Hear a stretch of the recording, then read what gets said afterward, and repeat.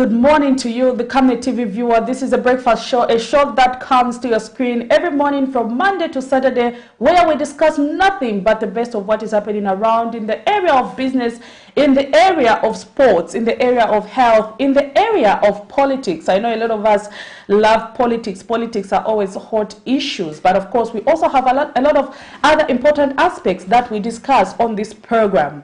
I am your host this morning, Prudence Chota, and of course in studio I am not alone. I am joined by my colleague who's going to introduce herself to you, the viewer. My colleague, good morning.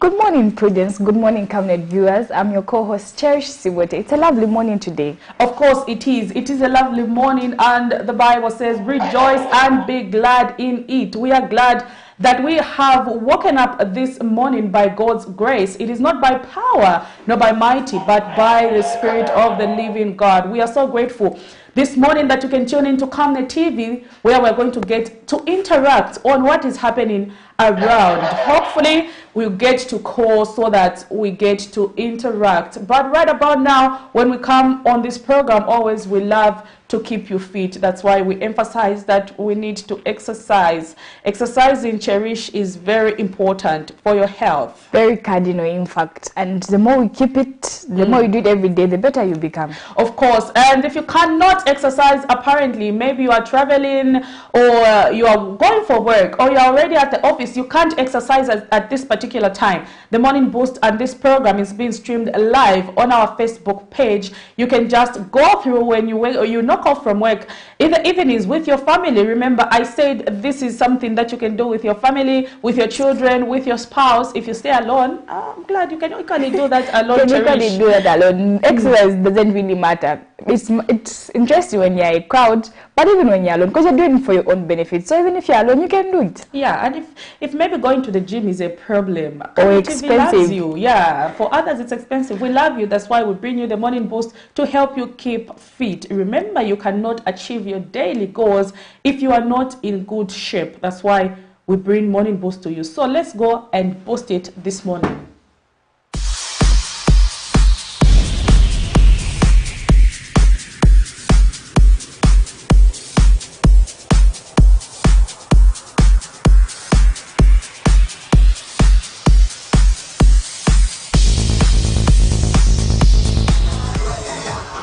Good morning, viewers, and welcome to our Morning Boost.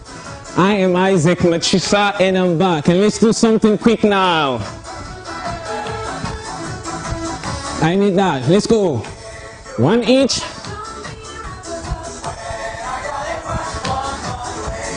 Just 5 minutes every morning. You're good to go. Let's go. One knee each.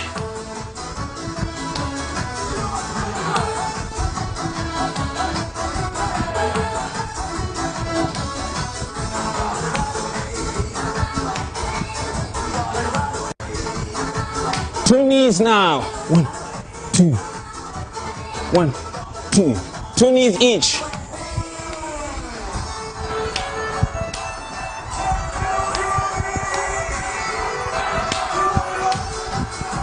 Two each.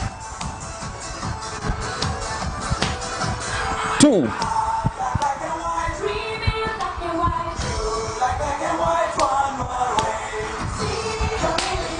And back here, march. Let's march. Let's go.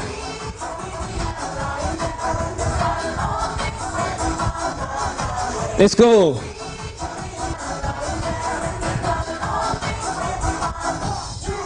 Go. Let's go. And we're going to do a little bit of abs today. A bit of abs. Let's go. Steady. Stretch. All right. Let's do a bit of abs now. Okay? Let's see how many we can do. So I'm going to lie down here. Join me. Come with me. Ready? No more crunch. Imagine you have a coin here. So you need to lift your head. Go.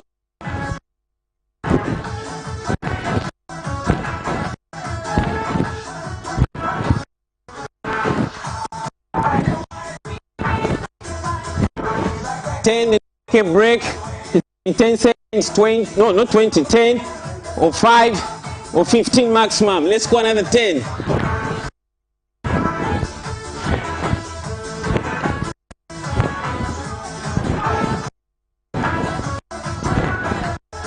Let's go. 21.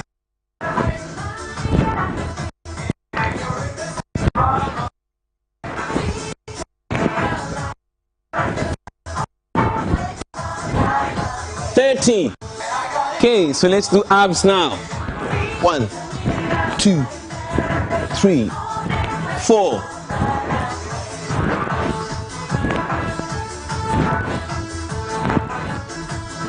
10.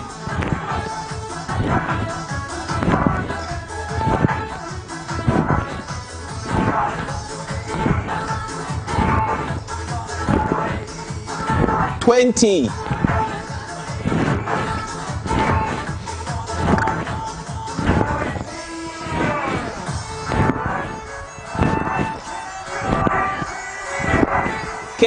30. So remember, I need to be taking some breaks in between, but I need a straight 30. After 10 abs, take a 10 seconds break or 15. Let me give you my last 10. Let's go. 10, 9,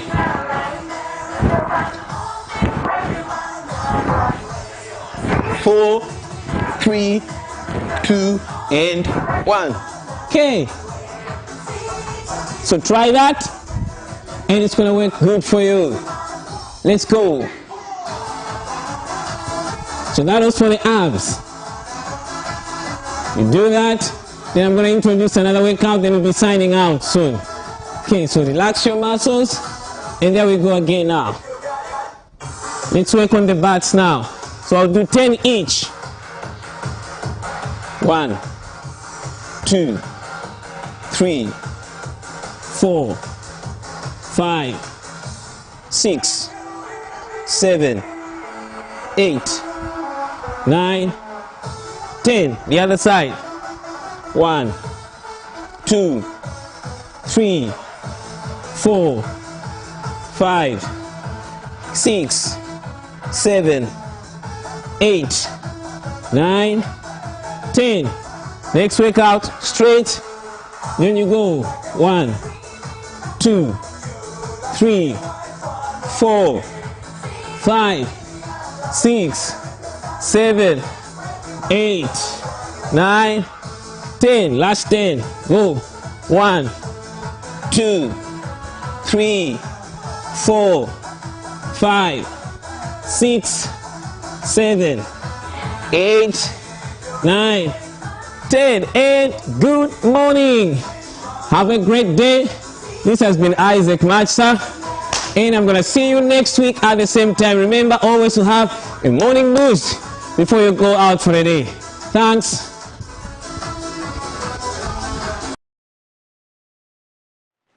That was your morning boost. I hope you were following by doing the right thing, that is exercising with Isaac, of course, as he's doing that. Also, you are encouraged, our Camnet TV viewer, to also participate. Let us keep fit, let us keep healthy, so that we can achieve our daily goals. Speaking about daily goals, Cherish, what is the first thing that you do when you wake up in the morning? Do you set your target of what you want to achieve in a day? Not in a day. I set my targets weekly. Okay. So when I wake up, I pray, I go bath, then I start thinking of what I'm going to work on today. There's one person who changed my perception about what we do in the morning when you wake up. You know what he said? He said, don't be that kind of a friend where when you meet your friend, your colleague meets you, the first thing you say is, why? Because you don't like have what to do. What causes that most of the time is people do not set their daily targets, or what is it that you want to achieve in the day. You have no plan, so you just wake up, you're moving anyhow. You meet your colleague who's going somewhere, and the first thing you think about is, let me accompany you. I said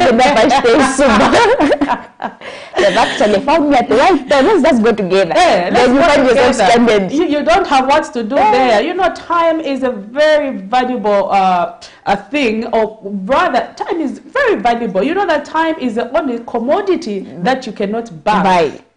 You can't buy it. You can't bank it. And it's very expensive. Nala banking ako time, nala ya iwesha ako festival. No, every time is very valuable. So let's set our daily targets. But for you to meet those targets, you need to exercise. You need to keep your body in good shape. You need to keep your body in good health. That's why we bring you the Morning Boost. If you cannot afford to do it while on the breakfast show, this program is recorded on our Facebook page. You can just go back to that particular sector. Do it with your family, with your kids, in the living room, or in your bedroom just before you go to sleep. You finish exercising, you go and take a shower. Trust me, you have sweet dreams. Yeah, not dreams of always being chased. You were doing about pick up. Anyway. Yeah. So yeah, that is it. And then, again, talking about being healthy, we are going to look at the doctor's corner this morning to see what is it that our doctors have in store for us. Apart from exercising, you equally need to know what your body is made up of and how is it that you can treat some of the illnesses that comes with our daily living and life. We might even sometimes not know that we have a particular problem because we are used of a self-prescription of medication. Cherish, I have headache, go to Panado. There for sore throats, go and buy Benvi. Caffeine, caffeine. Now they have been tend our children to self-prescription. Come to Panado syrup. If it's babies, just Panado syrup, candy fen and that done. Panado syrup. No, that's why we bring you the Doctor's Corner on this program where they discuss about a lot of important aspects. So we are going to we're going to listen rather to what the doctors have for us this morning. Stay tuned to Camnet TV.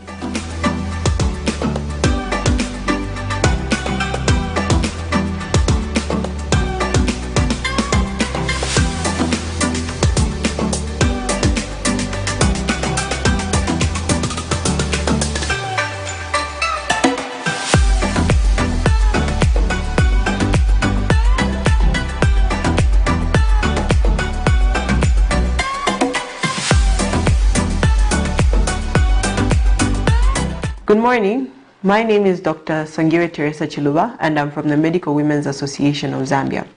For this week's discussion, we have been discussing sickle cell disease, and we've gone through a series of discussions, including what sickle cell is, its epidemiology, signs and symptoms, screening and diagnostic techniques, as well as the complications. And for today, we'll be discussing the management and the treatment. So just in case you missed out on any portion of the discussion, we'll first have a quick recap. So sickle cell disease is a common inherited condition which results from the inheritance of an abnormal gene coding for hemoglobin, leading to the production of an abnormal form of hemoglobin, which is hemoglobin S. And this is a relatively serious condition. This is because hemoglobin is found in our red blood cells and is responsible for carrying oxygen to the different parts of our bodies.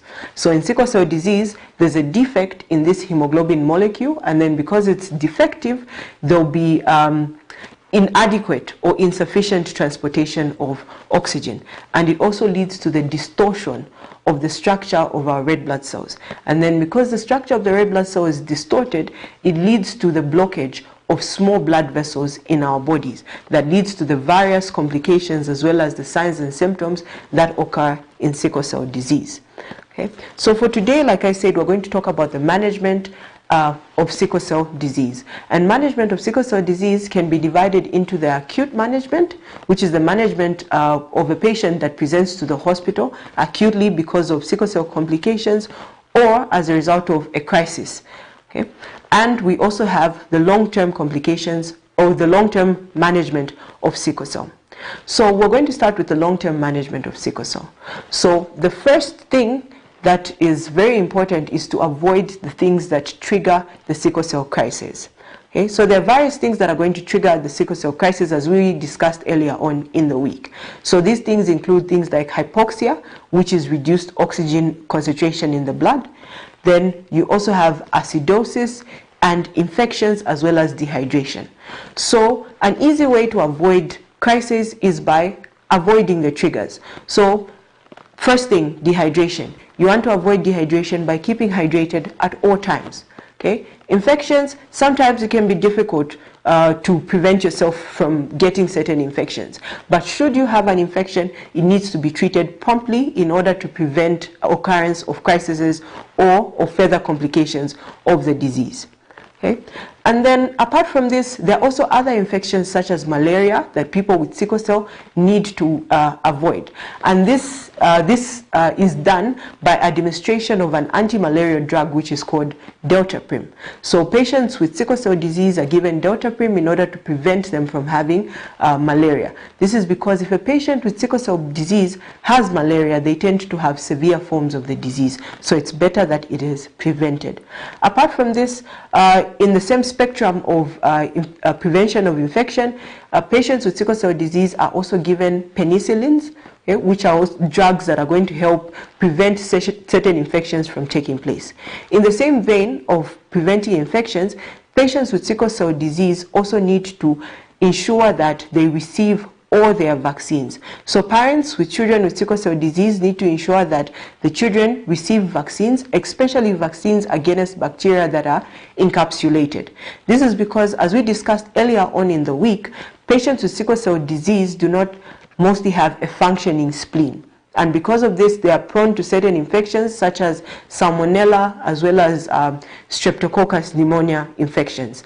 So in order to prevent these infections, they need to receive certain vaccines such as the pneumococcal conjugate vaccine, which helps to prevent pneumonia by streptococcus pneumoniae. Apart from this, there are also other vaccines that are available, such as the vaccine against Neisseria meningitidis or meningococcus. So this is going to prevent the infection by meningococcus, which is an infection that can lead to development of meningitis. Okay. Then apart from this, patients with sickle cell are also put on certain drugs that help to lower the amount of the abnormal hemoglobin, which is the hemoglobin S or the sickle cell hemoglobin. So these drugs include hydroxyurea. So what hydroxyurea does in the body is that it reduces the amount of hemoglobin S and increases the amount of another form of hemoglobin, which is called the fetal hemoglobin.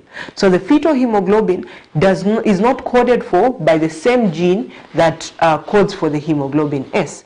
So if patients are put on hydroxyurea, it reduces the chances of progression into the various complications of sickle cell disease, and also reduces the crises that can take place in sickle cell disease. Okay. Apart from this, patients with sickle cell disease, both they and their parents will need to be counseled by their healthcare provider in order for them to be able to manage this condition, because it's a chronic condition that the patient is going to have throughout their lives. Okay. And in some countries, there is a cure for sickle cell disease that is actually being used, and this is stem cell transplant. This is where cells are transplanted from the bone marrow of a healthy person, or from a person that does not have sickle cell disease, into a person that has sickle cell disease. And this has been found to be curative, meaning if this is done, then the patient will be cured of sickle cell disease. Okay. Then apart from that, like I said, this is the long-term management of sickle cell disease. And then there's also the acute management of sickle cell disease. And this is dependent on how the patient presents. So the most common complication, or the most common crisis that patients with sickle cell are going to present with, is the vaso-occlusive crisis. And when the patient presents with a vaso-occlusive crisis, essentially for the management, patients are given adequate fluids as well as adequate painkillers or analgesia. Okay, and this is the mainstay management that we have if a patient presents with a vaso-occlusive crisis or a VOC. Apart from this, other treatment modalities include what is called the hypertransfusion protocol. So there are some patients that are put on chronic blood transfusions depending on how the disease has been progressing. What do I mean by this? Your doctors are going to look at how often this patient has the crisis. So for example, if a patient has had more than 3 vaso-occlusive crises in a year, or this is a patient that has sickle cell and they've had a stroke, Okay, then the patient is going to be put on this hypertransfusion protocol where they're going to receive multiple blood transfusions over a period of time in order to reduce the likelihood of them having the complications of sickle cell, as well as them presenting with more sickle cell crises. Okay, so that brings us to the end of our discussion on sickle cell disease. Remember, this week we've discussed what sickle cell is. We've also talked about the signs and symptoms of sickle cell disease and the complications, all the way to the management of sickle cell disease. We, as the Medical Women's Association, do hope that you've learned one or two things on sickle cell disease, and thank you very much for joining us. My name is Dr. Songiwe Chiluba. Thank you.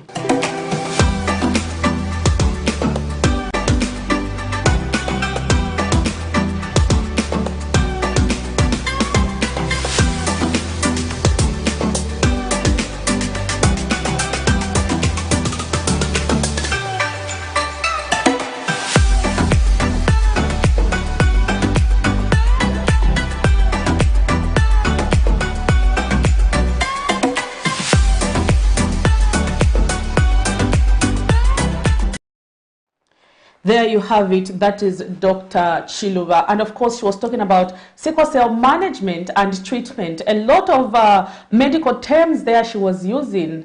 And I was telling myself, oh my God, if I'm a medical doctor, would I even be able to pronounce that? I wouldn't. I just know there's meningitis somewhere. Yeah, of course, the doctor talked about the treatment, or how, as a person living with sickle cell, or if you have your children who have sickle cell, there is a way in which the disease can be managed or treated, and you can have a normal life. Among some of the things she talked about, I think she talked about doctrinum, I don't know, are given to prevent infections. Yes, also penicillin given to prevent certain infections. Then the cardinal thing I got from her is that parents and the children need counseling, because you live with sickle cell.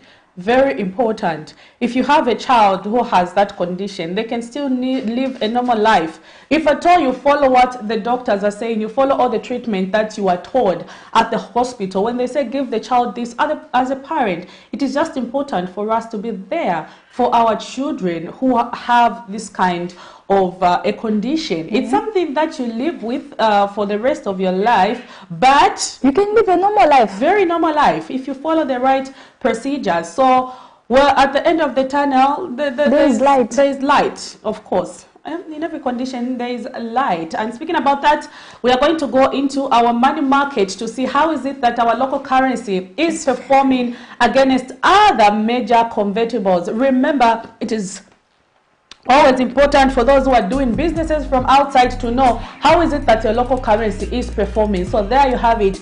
The Zambian kwacha against the United States dollars is buying at 16 kwacha 88 ngwe and selling at 17 kwacha 21 ngwe. The Zambian kwacha against the euro is buying at 18 kwacha 89 ngwe and selling at 19 kwacha 26 ngwe. The Zambian kwacha against the British pound is buying at 20 kwacha 69 ngwe and selling at 21 kwacha 10 ngwe. The Zambian kwacha against the South African rand is buying at 1 kwacha 06 ngwe and selling at 1 kwacha 08 ngwe.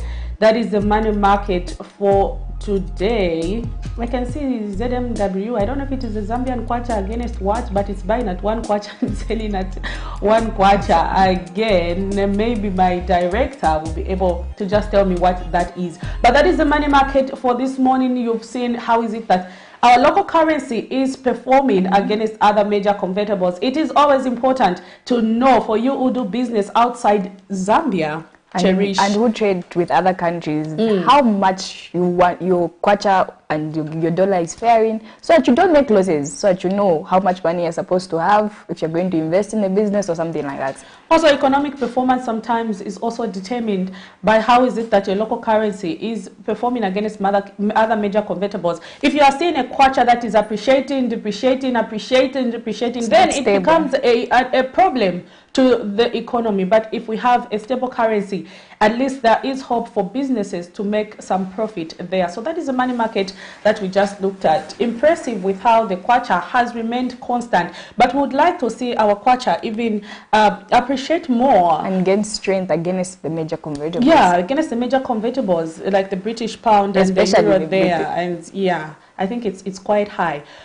But the topic of discussion today is women. Are women really participating in the mining sector? When we hear the word mining, the first thing that we think about is men, because mining is associated with the digging of stones and stuff like that. So the question that everyone asks is, are women capable of doing that? But there is a way in which you as a woman can participate in the mining activities. In case you're wondering what is it that I'm talking about, I will soon be joined by the Women in Mining Association and President Grace Njapao, who's just going to explain what is it that they're doing as an association and how is it that they are empowering women to participate in the mining activities of this country. Remember, women need to prosper if we have to see a prosperous Zambia, and we equally need to get a cake of what is happening in the mineral sector of our country. We need to. It's high time that these boundaries are broken. I think for now, everybody, a woman can participate in any field. Yeah, in any field. Of course. So we are going to play you this clip from ASWIM, where they were handing over some certificates to some women so that they can start participating in the mining activities of this country. Let's get to hear what the women in mining have to say.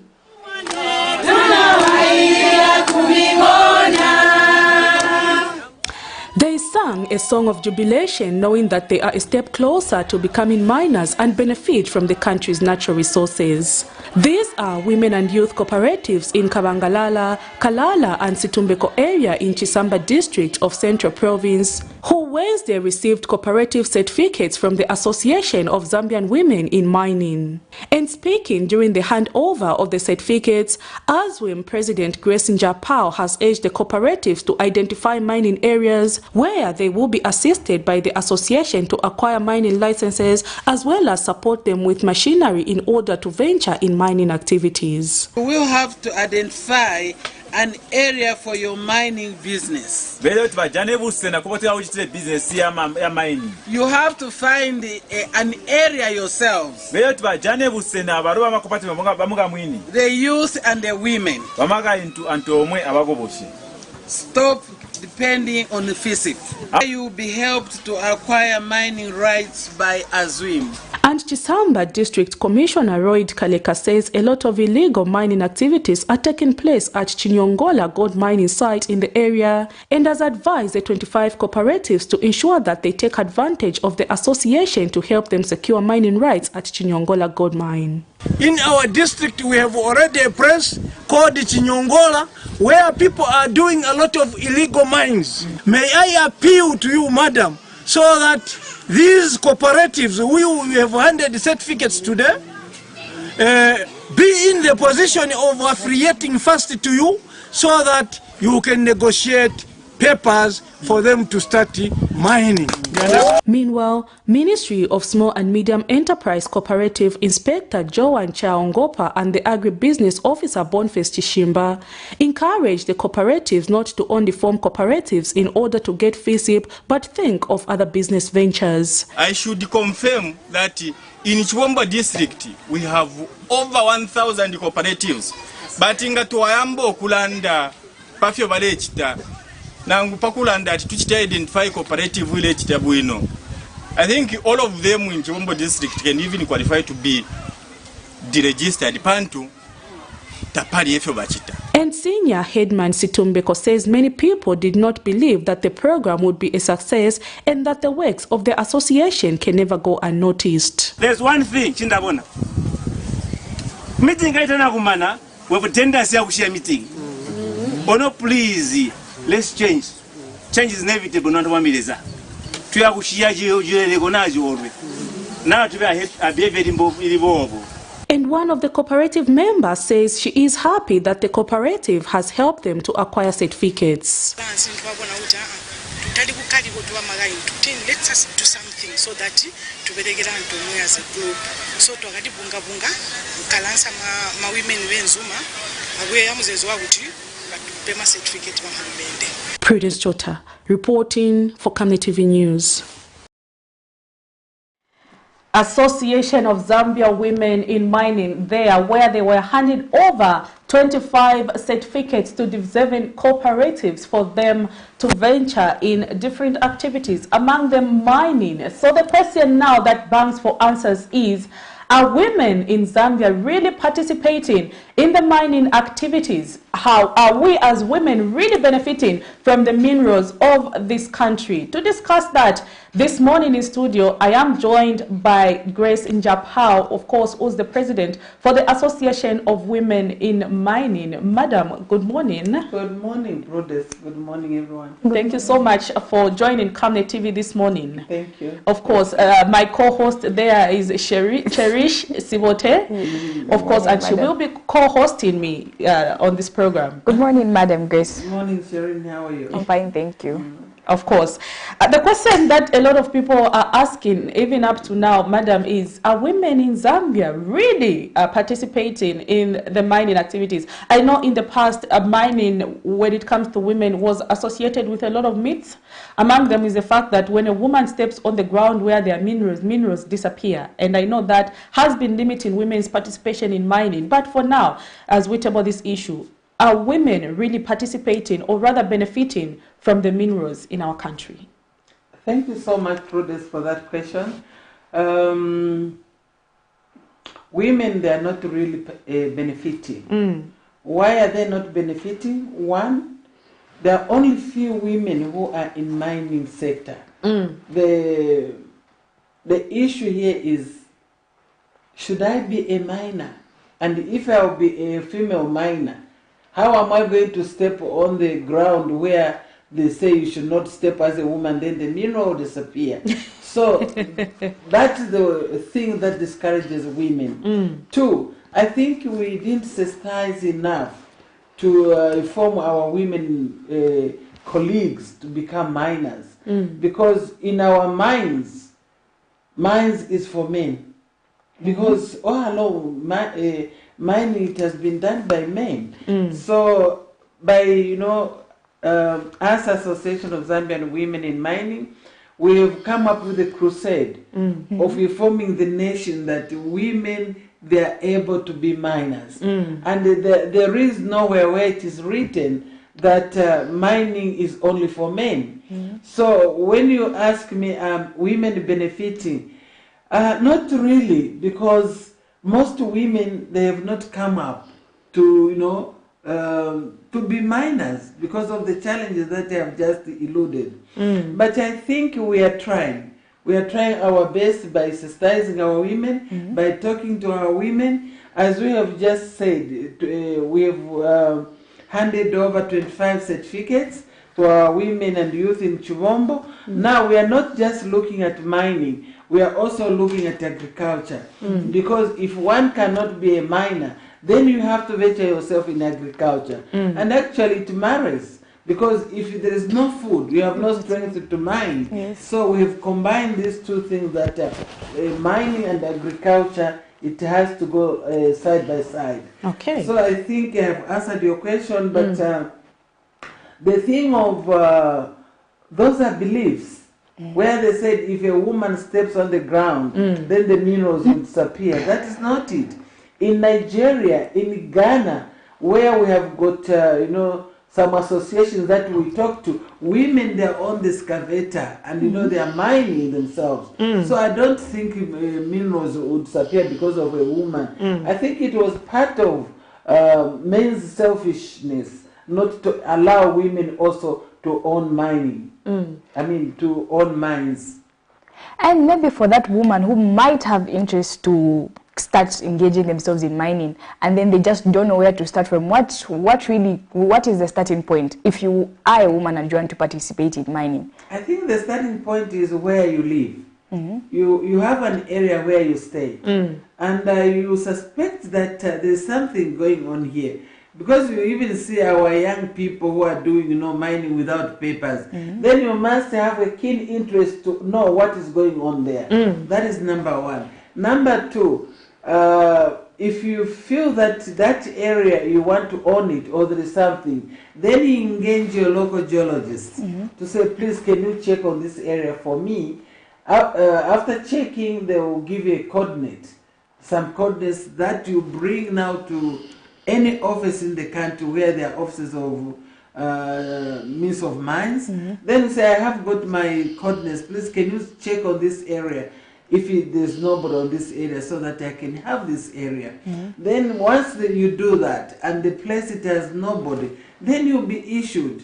You have to apply for the mining license with the Minister of Mines through cadasters. So it is not very difficult, but it is also a challenge because some people, they don't understand or they don't know where to go and what to do. So that's why now the women, the Association of Zambian Women in Mining, we are there to help, to assist, how to go about it and get a license. Just like what we have done with cooperatives. We have engaged some people to help us, to help women to acquire cooperatives. Just today, I'm traveling, going to Southern Province in Mapatizia to check also on our 6 cooperatives. And also our women, they have started already mining under Association of Zambian Women in Mining. So today, I'm on a journey to go and see them and check what they are doing. So it is not easy, but it is also not very difficult. Yeah, an important aspect there. In case you're tuning into Camnet TV, in studio today we are joined by Association of Zambian Women in Mining, AZWIM President Grace Njapao, and we are discussing women really participating in the mining activities of this country. And of course, she's bringing out a lot of important perspective. If you are a woman and you're watching this program, we are going to allow you to make that phone call and ask a question. And maybe a lot of you are wondering, how is it that you can be part of what is happening in the mining sector? Of course, Madam Japao here has explained that it all begins with you identifying a place where you suspect there might be minerals, and then engage a geologist to survey that place so that they give you coordinates, and then you take them to the Ministry of Mining. But here, Madam, again, this is where it becomes a problem. A lot of people would rather, when they see there are minerals in a place, engage in illegal activity than taking it to the Ministry of Mines. Perhaps they think if I take it to the ministry, it might be given to a cadre, and they'll tell me, no, but there is already someone, even when there's no one. So maybe, do we have really systems that favor people who want to take place in mining activities in the country? I think it's, yes, it used to happen. But I think in New Dawn government that has been curtailed. And the President Hakainde Hichilema himself, he says, I want to see that every Zambian owns a mine. Every Zambian goes into agriculture. Every Zambian goes in energy, in health and education. So I don't think it's a challenge. Yes, sometimes it happens. We are human beings. Sometimes it happens. But I don't think that can stop us by pursuing what we want. When you want something to yourself, you have to pursue it. You have to be consistent of what you want to do. But if you start doubting yourself, then you won't achieve what you want to achieve. So I don't think it will be something that we have to worry. That's why we are there. That's why we are talking every day. That's why we are engaging our women folk. That's why we have phone calls. Please, how can I be a miner? How can you join your association? We tell them, please, just have a phone call. We have an information and publicity secretary who can answer all your queries. Or we have the secretary who can also direct you what to do. So I don't think there is a lot of challenge. Yes, in rural areas it is, because perhaps those offices, they are not there. Now, for someone to travel, to come to town, wherever they are, those are the challenges that people are facing. That's why us, with our members, we are following them. We want to hear from them. What is the challenge? Why can't you get a license? Why are you engaging yourself by doing wrong things? But they don't intend to do wrong things. But sometimes it becomes a bureaucracy where you go to this office, they tell you go to that office, that office. Then you find somebody from the rural area. that person will be fed up. Say, They give how up. would I go to this area office, yet I don't know this office? Or who will direct me to that office? So sometimes it comes cumbersome. But I think everything has its own way to get to where you want to be. Yes. Important aspect there, Madam Grace Njapao. She is, of course, the president for the Association of Zambian Women in Mining, and we are discussing women participation in the mining sector. Talking about that, Madam, what minerals are women currently mining, or what mining activities can women undertake? Because most of the time when we hear the word mining, the first thing that pops in our mind is copper. Copper. And I think this is where we get it wrong. So maybe sector by sector, let's talk about some of the activities that are involved in mining. Because I hear even crushing stones is mining somehow. Yes. So please educate us. When you talk about women participating in mining and getting licenses for them to mine, what are some of the areas that we are looking at? There is a lot of minerals in this country, and we thank God that He has blessed this country with a lot of minerals that we are blessed with. We have amethyst, we have aquamarine. Okay. We have Let me hold you a bit. I think we have a caller. Hello. Hello, good morning. Good morning. Thank you, sir. Tell us your name and where you're calling us from. You are through to Camnet TV. Okay, my name is Casey Nyondo. Okay, Mr. Nyondo. Yes. Calling us from where? I'm calling you from Lusaka. Please, sir, go ahead with your contribution, or rather your question. Okay. Now, one thing that we need to improve on is where women fully support each other. The other issue that women have been discouraged to go into certain businesses, mining included, is that when there is a financial gain somewhere, for example, when these women are producing, products, like for example, some stones, very nice stones that will actually fetch good price. When it comes to selling, them abroad, where the government or these organizations that deal in mining, including the women in mining, is that the leaders or the ones that are heading or spearheading the organizations or groups tend to sell their spares and leaving the women that are actually producing little. And they have nowhere to check those, but these middlemen come in and they have to get those minerals there. So, some of them, reduce prices and women continue suffering. But I'm happy with our mother there saying that, things are going to change and we hope to see some improvement. Mr. Nyondo, thank you so much for that contribution. Thank you. Thank you so much. He's made a very important submission there where he says women sometimes do not support each other. You will find that women who are participating in mining, sometimes they do have those minerals or stones, but they don't know where to sell them because maybe the people in the association will let them down. As a result, they'll just find any buyer who's willing to sell off their products, and women continue to suffer just like that. That was his contribution. Maybe perhaps let's address that before we go back to the question that we earlier asked Madam. They saying women participate, but they don't know where to sell their stone. They are not supported by some of the association to sell their minerals outside the country. Yes, it is true.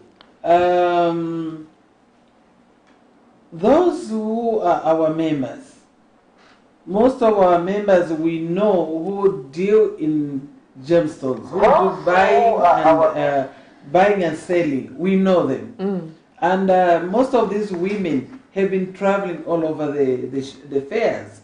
Some they've been in the United States. Wow. Some they've been in China before COVID-19. Some they've been in South Africa. Some they've been all over.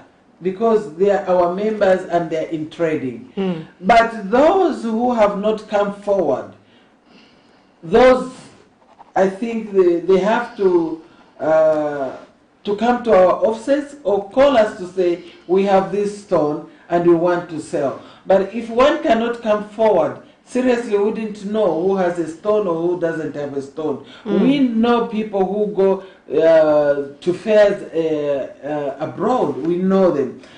Recently, we had some seminars at Mlungushi Conference Center, and it was advertised to everyone. But it was only a Jewelry of Africa. It was only myself, and it was also another group, about 4 people, who are also exhibiting their gemstones. You know, when we talk of stones, it is not a raw stone we are talking about. We are talking of a finished material, like the one I'm wearing, a ring, like the pendant that I'm wearing. These are amethysts that I'm wearing. So we must add value to our stone for us to have a good market there. Recently, I was in Tucson. You don't take what we call majangarara there. You must take stones that people will buy. But if you just say because of a stone, you won't sell. So I think we can also, we are trying to see if we can put our heads together to bring our stones together. Then we'll start, inviting the embassies. We invite everyone to come to our offices to see what women are doing. The problem we have here in Zambia, people don't value or they don't understand the stones here. They don't value it, because when you take this stone, you go to America, you go to Italy, you go wherever, you sell at a good price. But when you tell people here, my stone, my ring is 1,500, to them it is sheer wasting money, because they don't know the value of the stone. There are a lot of properties in amethyst. There are a lot of properties in moonstone, in emeralds, but people, they don't understand stones. That's why you find foreigners are coming to get our stones and take it away, because they value, they understand the stone. But us Zambians, we don't value and understand the stones. Powerful submission there for those who are watching, and I hope that question for Mr. Nyondo has been answered. But maybe moving on again to the first question that we asked, when we talk about mining, what mining activities are we talking about in the country that women should participate in? Is it just on gemstone, or let's talk about the step-by-step activities or mining activities that women can participate? Mining is really broad.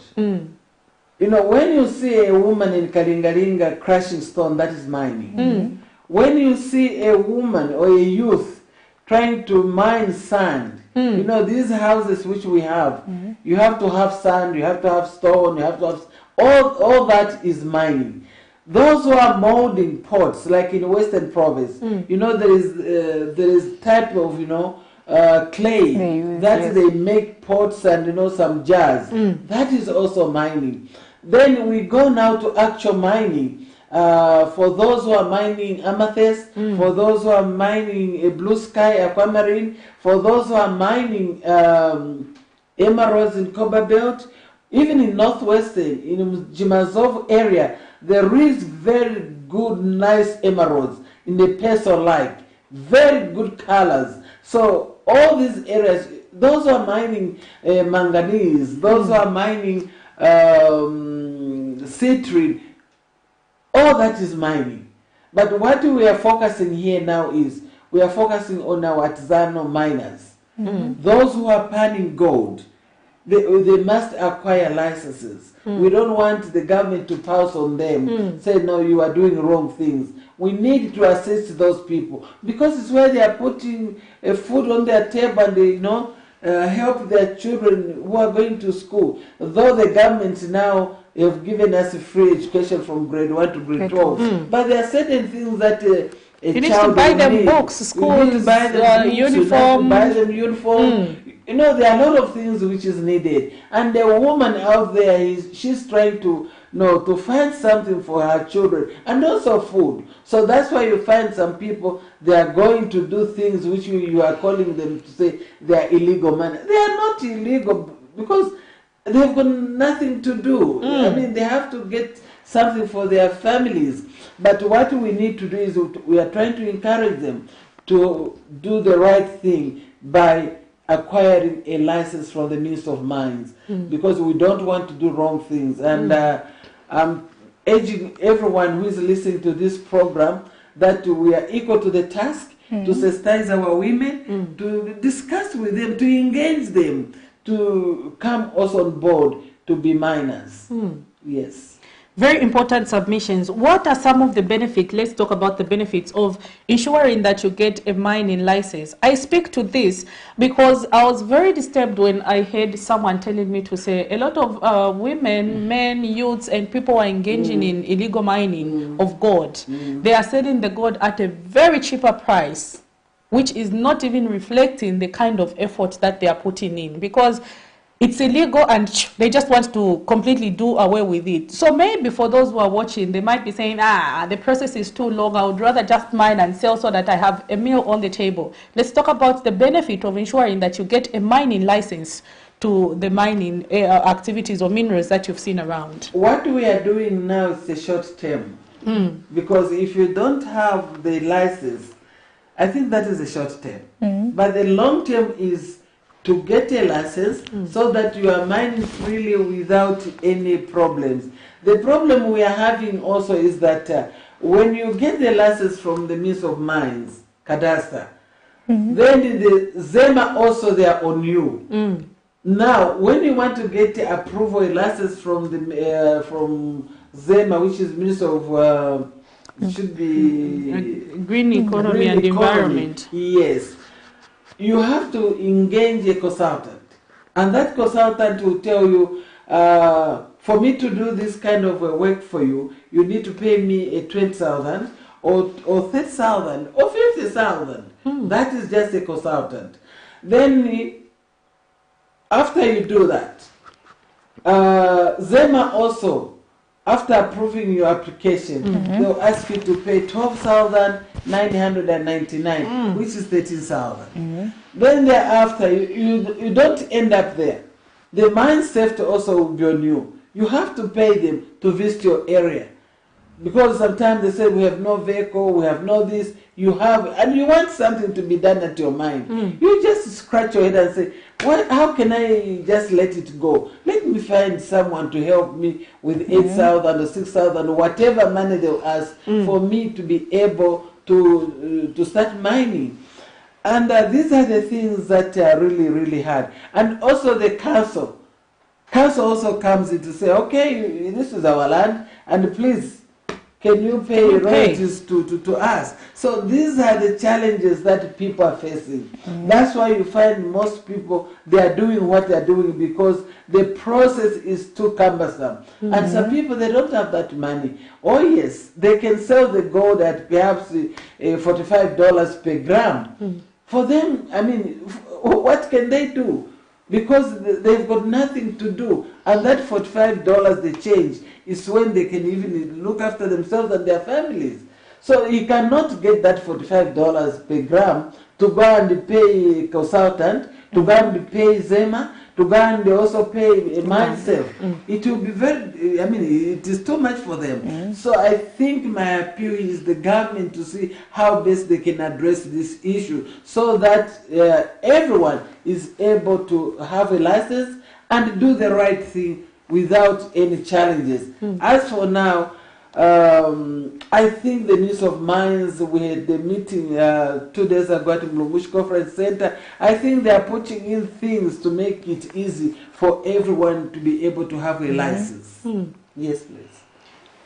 Important and powerful submission there. For real, the process of someone to acquire that mining license is a bit cumbersome, but the women, the Association of Zambian Women in Mining is trying to make things easy for the women by coming in and helping you acquire that mining license. Speaking about that, Madam Japao, what are just some of the benefits or some of the things that you're doing when a group or a cooperative is affiliated to the Zambian women in mining and they want to go in mining activities? What are some of the help that you render to them as an association? I think the help that we give to women is we help them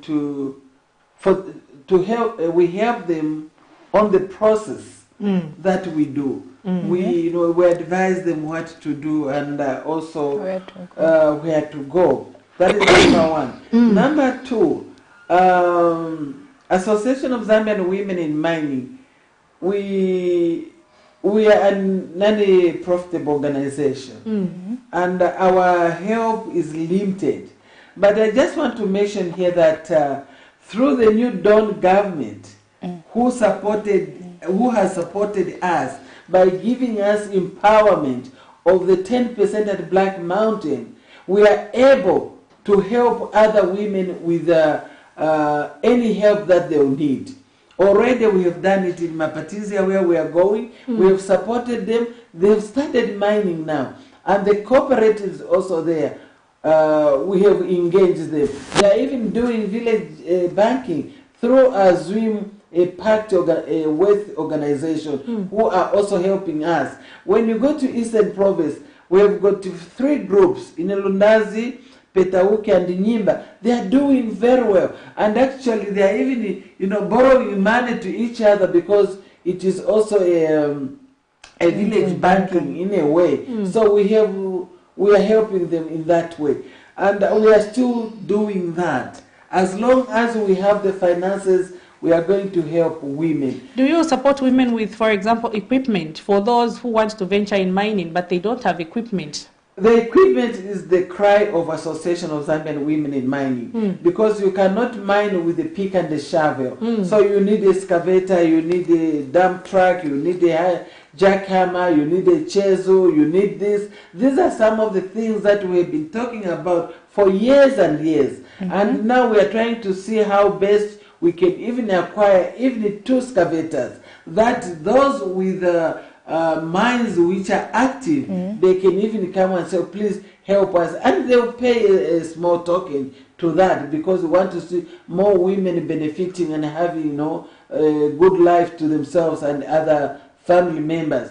So at the moment we don't have the machinery, we depend on hiring, but I believe something will be done, something will happen, and we are talking to the government, and this government is the listening government.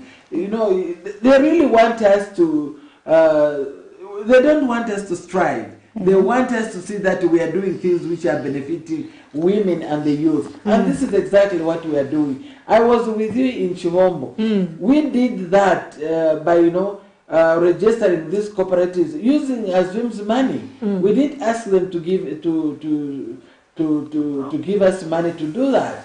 Even wherever we go, we'll help them by registering the cooperatives. I think that is one of the help that we are giving women. And also when there are fairs, we also advertise on our blogs that in such a country there will be an exhibition. Those who are ready, they can participate. So this is really what we do, and we sensitize our people to travel, those who can travel. Those who cannot, it's better for them to come to our offices to say, okay guys, we have these materials and we are not able to travel. We tell them, how much is your material? We value it. If the material is for 100 kwacha, we said, okay, we'll sell for you at 120. The 20 goes to the association. 100. The 100 will give back to the owner. So these are some of the things that we are doing and we are going to do. So coming to your question, I think helping women is our first priority,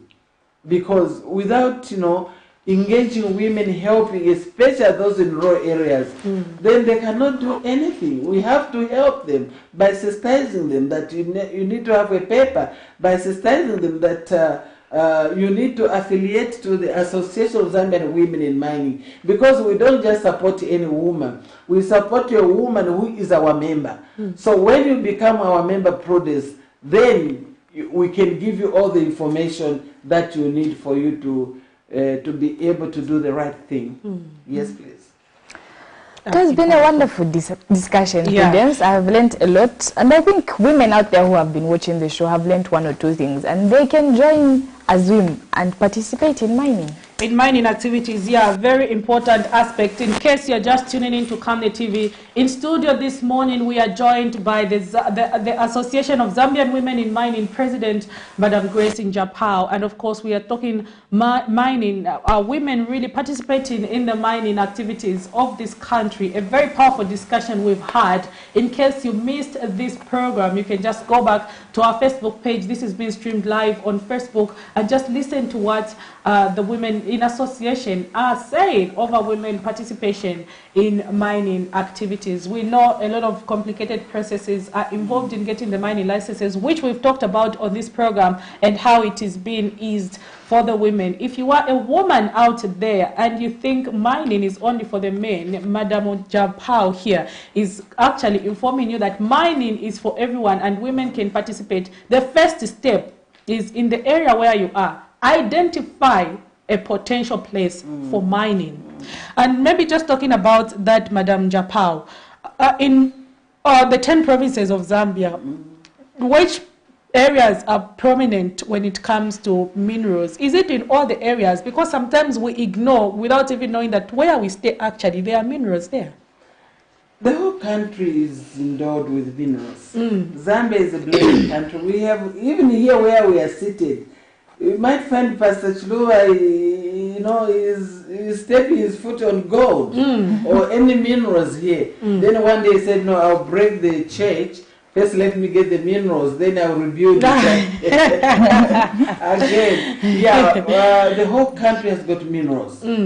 The whole country has got minerals in the 10 provinces of this country. So there is no province which has no minerals. But it is only us to engage the geologists to help us to identify if that area it has potential or not. Otherwise, the whole country has got minerals. From the east, west, south, north, the whole country is covered with minerals. But it is important for us to know exactly what is there by engaging a geologist. And also I just want to appeal to the government that it has to look at the women and the youth. Because for a long time, women have been left behind in such arrangements. Yes. And I think it will be important now to engage women even in the forums so that women can voice out. Women can also come out and say, this is not supposed to be like this, but it has to be like this. I think that will be a very great thing for us to be part of the decision making, because we are the ones on the ground. We are the ones who know the challenges our people are going through, especially the women and the youth. So it will be very encouraging if we shall be also engaged in decision making, especially when it comes to things of mining and also of agriculture. I just want to appeal to my fellow women.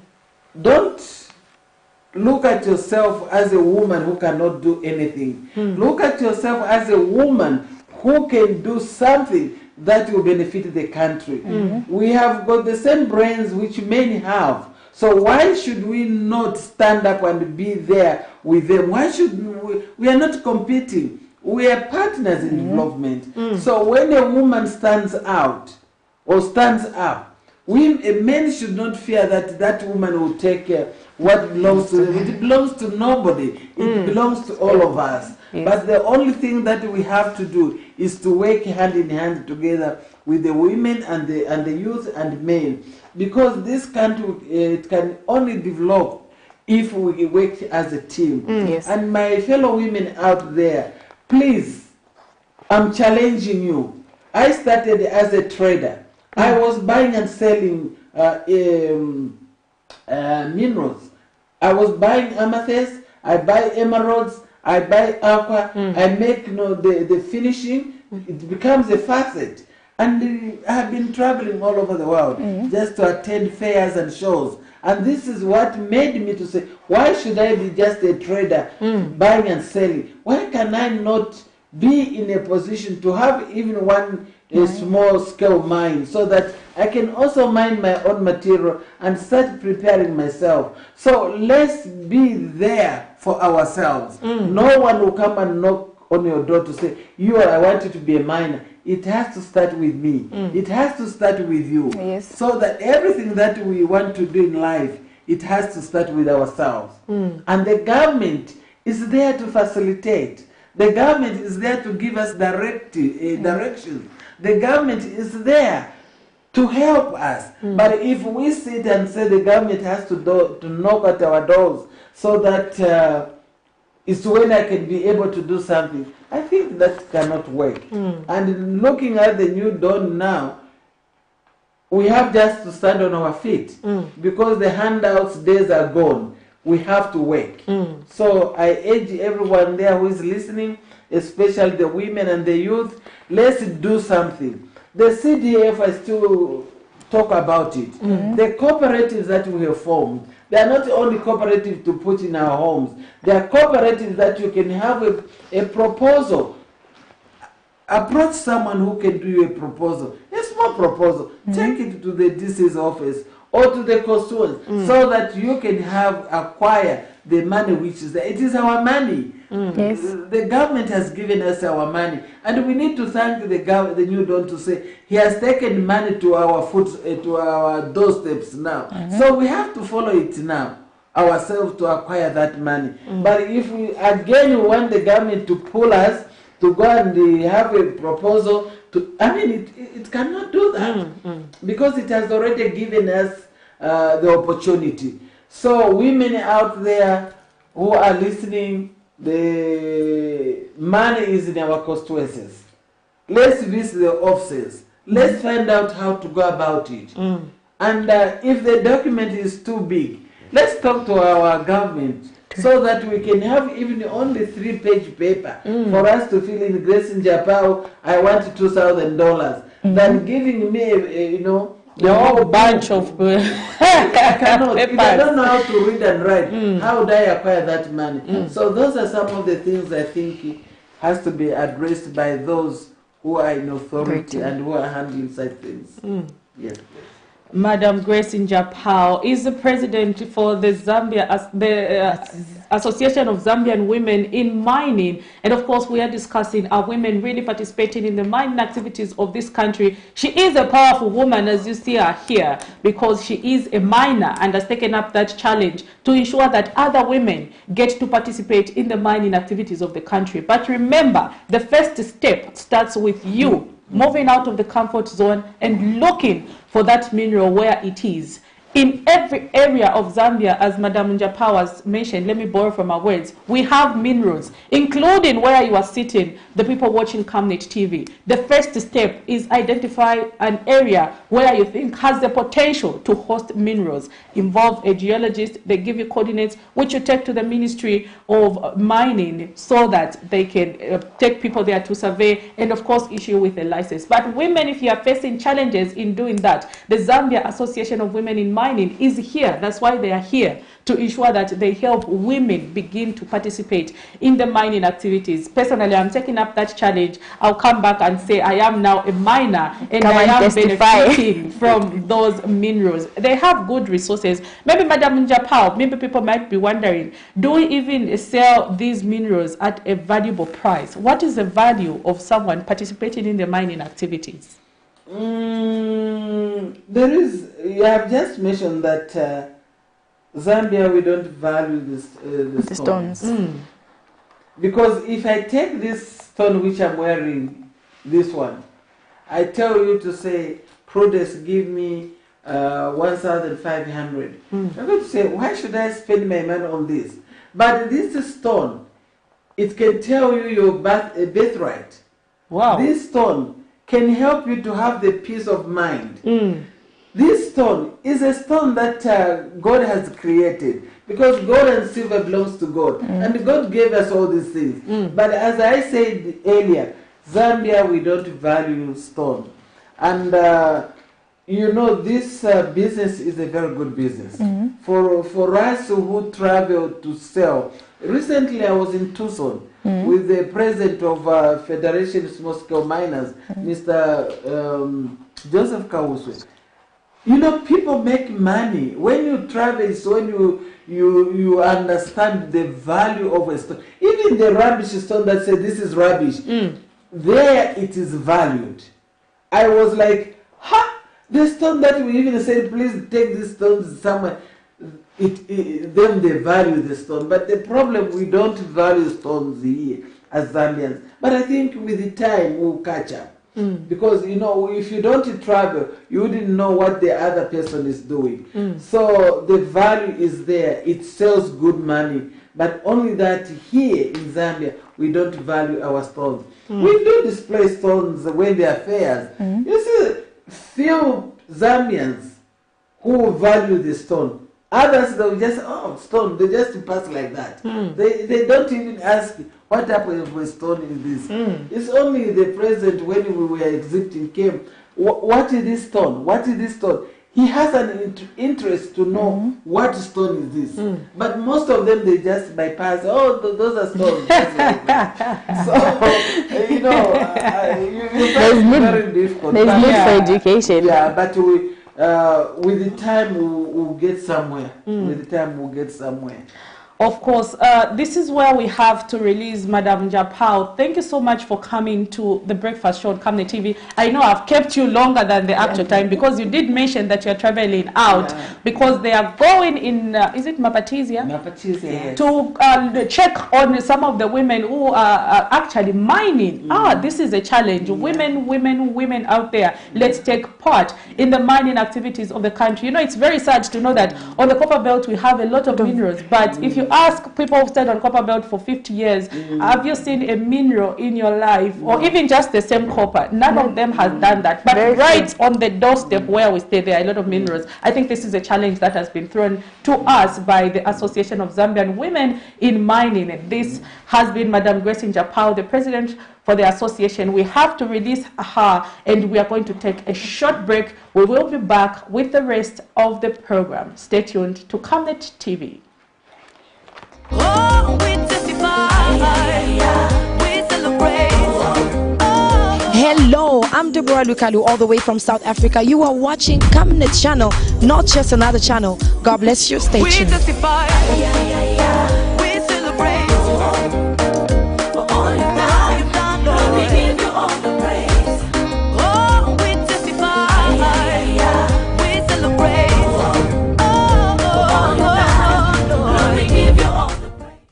Camnet TV is becoming big and better. You can now watch Camnet TV wherever you are around the world, simply by downloading the Camnet TV app.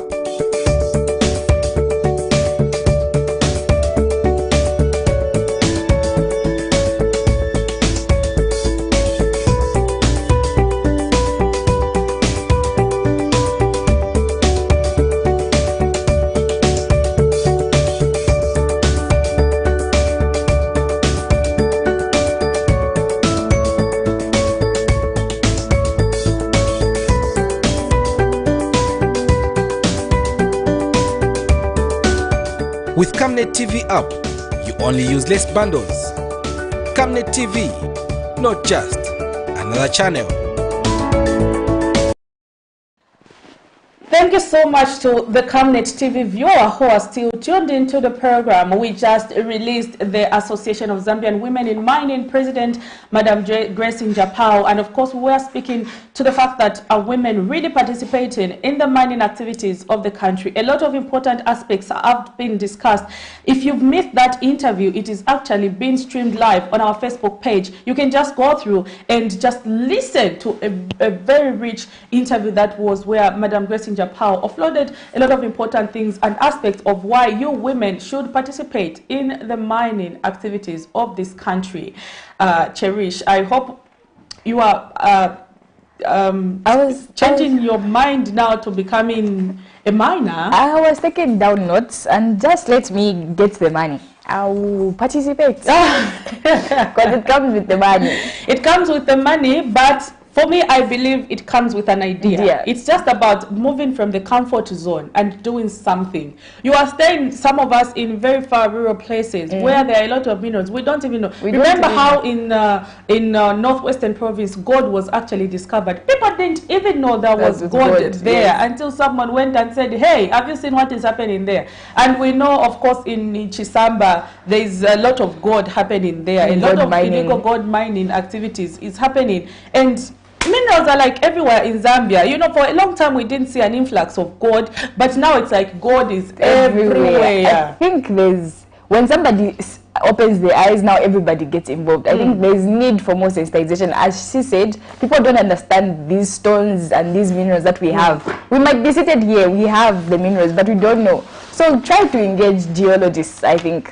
Yeah, of course. And then now, yesterday in our news, a story made headline. This story has been of particular interest to everyone in the country, and that is involving the mobile money booth agent Pamela Chisumpa, who's now been missing for over a month. Yesterday, Minister of Home Affairs did update Parliament on the issue of Pamela Chisumpa, where it mentioned that so far from the people who were arrested, some of them have been released because they were wrongly arrested, but for others, they have been charged with theft because when a phone was disposed of, those people went and took that phone. So just for picking up that particular phone, they found themselves in problems. And then the minister also went ahead, Cherish, to mention that Pamela Chisumpa is actually alive and is being kept by the abductors who keep using different phones to call her family. Today they use this number, they dispose it off. Tomorrow they use another number. Now this is quite interesting. How do you kidnap someone? For over 3 months, like it's almost 3 months now. Yeah, it's over a month, I think, and you are keeping them and you are feeding them. And you know, the whole country is looking for you. And in my mind, I'm thinking, what really do they want?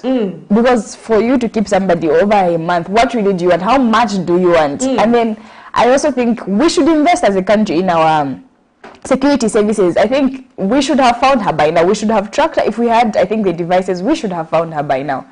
Yeah, I think in Africa, we are behind with about 20 years. If you look at the technologies that some of our colleagues have in these countries, trust me, the issue of Pamela, if it was maybe in other countries by now, they could have been at least even a lead. But as it stands, there isn't even a lead to that story. But maybe, in case you're wondering what is it that we are talking about, we are going to play you this clip where the Minister of Home Affairs, Jack Mwimbu, yesterday updated Parliament over the issue of Pamela Chisumpa. The case of Pamela Chisumpa, a 22-year-old mobile money booth attendant along Cairo Road who was allegedly abducted in April of 2022, seems to have gone quiet as there have been no updates from the police. Ms. Chisumpa, who was reported missing on 16th April of 2022, is said to have followed some men to a car away from her booth to conduct a transaction, but was never seen again. A video surfaced on social media following her abduction, depicting her being tortured, while it is said that her abductors were demanding 15,000 kwacha as ransom. Different stakeholders, mainly politicians, came on board, offering to pay the ransom given that her family could not afford. Since that time, updates on Pamela have gone quiet, as the Zambia police have been indicating that giving out too much information could jeopardize investigations. The latest update was that Pamela's phones were picked up at a garbage heap in a community which was not named, and that 8 suspects had been arrested in connection with the matter. Speaking during a ministerial statement on the security of mobile money agents in Parliament on Thursday, Minister of Home Affairs and Internal Security Mr. Jack Mwimbu says Pamela is alive and in communication with her family and the Zambia police. He explains that her alleged abductors are, however, changing gadgets, making it difficult to locate her. Mr. Mwimbu explains that due to this, no one has yet been charged for her alleged abduction. Madam Speaker, I would like to state that as of this morning, no person whatsoever has been charged with the offense of abduction. The suspects whom we had arrested, upon investigations, it was realized that they were not directly connected to the offense of abduction. hence the charges that were leveled against them, which are different from the intended charges which we wanted to raise against them. Hence the issue of theft and other related matters. The police are still investigating the matter with the support of many institutions and security agencies. We are determined to bring the culprits to book. But so far, we have not made any serious headway apart from those arrests which are indicated.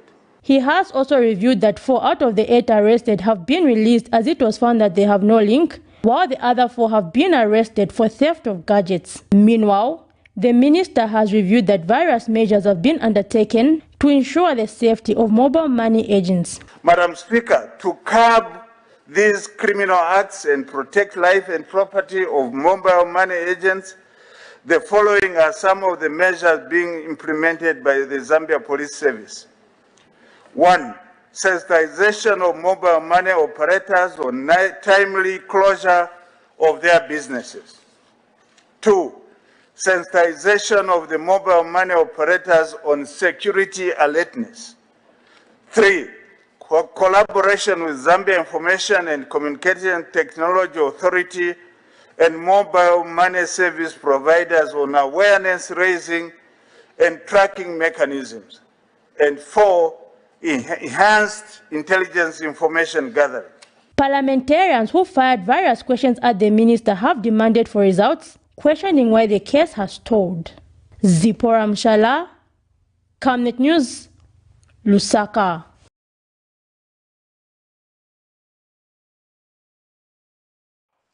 There you have it. That was Jack Mwimbo, the Minister of Home Affairs, updating Parliament over the issue that was everywhere on social media that kept people talking in the country. How is our security system? Are we actually safe?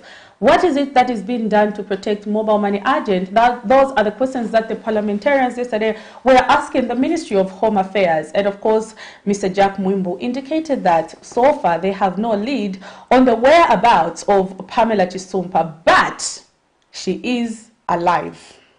Cherish. I don't know how the family is feeling. I think for you, you don't know where your family member is, but then they're saying she's alive. For me, what's ringing in my head is, how do you keep a person for that long and you're not disposing them off? But for me, I think it's a relief on the part of the family to know that she is still alive. But the minister says she communicates with the family by the demand of the abductors. And of course, when they speak to her, there and then they change the contact. I think he couldn't disclose a lot of things, but maybe from what the minister was about to say is that the abductors are still making demands for the family to meet so that she can be released. It is just hopeful that they keep her alive. What is important is for her to be alive. But for those who are watching, maybe with the ministerial statement, what would you say is the comment with regards to Pamela Chisumpa's abduction? The minister says she is alive with her abductors. They have been calling the family to make demands, but they use different phones. That's why it has been difficult to track them. Our security system in the country there to protect the people. I know they are there, but are they doing enough to protect the citizens? If it can go up to 3 months and they have no lead on the abduction of someone who is still alive, meaning our abductors have kept her for 3 months, they've been feeding her. The fact that she's alive means they've been feeding her and stuff like that. I think the abductors are really smart people, and I think the security wings should match up their game. Like, try to just, I don't know, they're really smart people in Zambia, so just try. I think we should try more. Let's not give up. We might find her. Let's not give up. We believe in our system. We sometimes have to believe in our own. Actually, I believe in our system in this country. I'm sure there's just a button that we are not pressing in the right way. But I strongly believe in the system of our country. We've seen a lot of complicated situations that have been solved. A lot of issues that we didn't even think this one will be solved, but it has been solved. But I just think there's just a button that we are not pressing. There's just a small button that we are missing. And of course, if we put our heads together, working, of course, with the Zambia Data Center, speaking about that, we even have the Zambia Data Center at the moment where a lot of information is stored, including maybe even Zicta, the registration of SIM cards, if they're using different SIM cards. I think Zicta, the police force, should work together. Should know at what particular spot was that SIM card sold, because at least it will be easy for you to know whether it was sold in Lusaka, or to give you a lead to say when this call was made. Do you have those systems in the country that actually track phone calls when someone speaks, and you're able to track at what particular point that call came from? I'm not really sure. All I know is you're able to tell who's the person calling you using Truecaller, but I don't think it's very effective. But I don't know if you're able to track the exact point somebody is calling you from. I think the security wings should tell us, are they able, or Zicta, or the data force? Zambia Data Center, that is Zicta. It's at the same offices with Zicta. Actually, when that data center was launched, I had an opportunity to actually go there. That's a big investment that we made as a country. That stores a lot of data, including some places in the country where you don't even know that there are actually cameras there. The data center has that information, and they see a lot of what is happening around, being it in town, being it where, and stuff like that. I think that's one lead institution that you can use in this case with regards to how was the movement from the booth to where they landed in the car, where did the car go, what direction. I think some of those questions can be answered. I know the authorities are doing everything they can in our country. I believe in our own system, and I believe it is doing the best, but I just feel there is a button that there's something we're not doing. There's a piece of the puzzle that we have not yet found, and we should find that firstly before we lose a life, because it will be devastating to wait for so long and then we lose a life. Then after the person dies, that's when we come back with answers to the people, which in the case of Ruth, what's that for? Ruth Mbandu, where after she was good, it was too late, then we found the information. It's devastating that when somebody dies, that's when you have the answers people were waiting for. So the answers they were looking for. And then also, is it this week where the police informed us actually that a son and the father were arrested in connection with the murder of another mobile money booth agent whose male, he went missing, and it seems they abducted him, they robbed him, and they killed him. But the law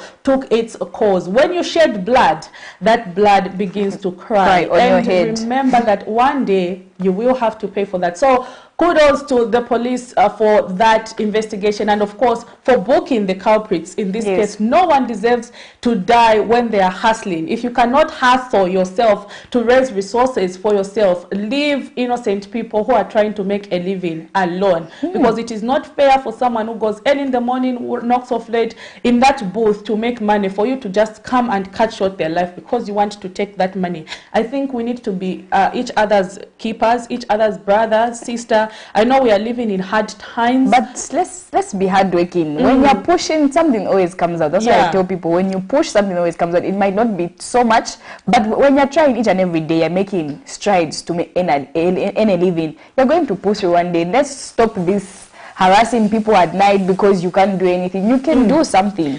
Let me just leave you with this challenge even as we close this program. If you can start something using your hand, definitely it will come to fruition. The problem or the mistake that we make is, where should I start from? Or where would I start from? Where would I get the capital? The other day I was just challenging people to say, a lot of people are making resources and ends meet through the sale of timber grass. If you see a home has a lot of timber grass and the owner cannot engage someone to clean it up, if you are that woman, if you are that man, ask for permission to say, can I clean your timber grass? Remove some of that, put it in sacks, and take it by the roadside. You can sell. You clean you get a resource from that. You sell that. You start a business. I was just telling you, Cherish, that I just one day was driving by and I stopped to ask those ladies near Sunshine in Lusaka how much they sell that timber grass, and I realized that a bag of 50 kg was just fetching at around 160. Imagine selling 10 of those.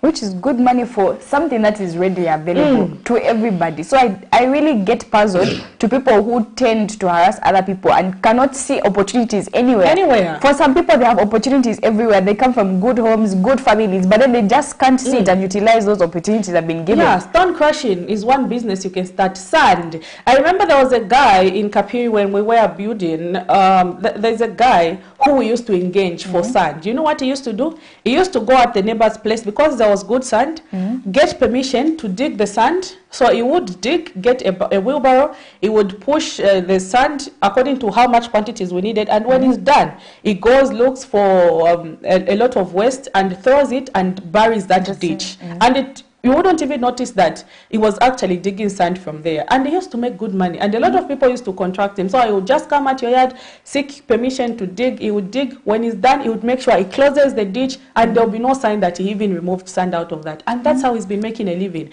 Every one of us knew him in the areas. And stuff like that. And he was making resources. So let's be innovative. Let's be creative. Remember, if you have those two legs, those two hands, we've even got people who are physically challenged. But they are doing a lot of great things. There's a physically challenged makeup artist on social media. Like her arms, one of her arms is literally off, but she makes good money out of makeup. She's able to beautify other people. She's able to do hair. And she makes a living out of that. Then you, a person with two hands, two eyes, two legs, you resort to crime to earn a living. It's really disheartening. Blood in order for you to make fast money. Yesterday, someone texted during the program and said we all need to be productive if we are to recover Zambia's economy. So we leave you with this challenge. If there is a way, there is. If there is a will, there is a way. There is always a way we can make resources. And it all starts by you taking a step. So from me, Prudence Chota, and my co-host, Cherish, it's bye for now. Stay tuned to Camnet TV, because Camnet TV is not just another channel. Bye for now.